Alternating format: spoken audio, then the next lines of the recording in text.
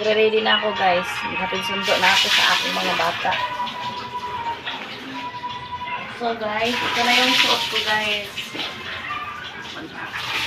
Lagay na lang ako ng lidyas sa paa.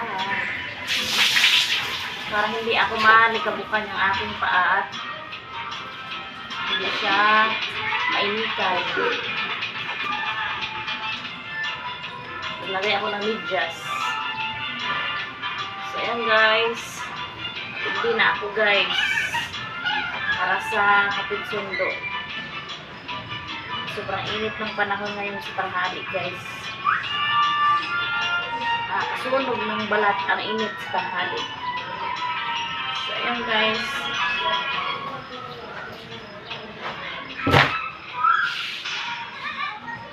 Ito na yung aking outfit guys para sa hatid sundo ng aking mga bagets. Guys, ito lang.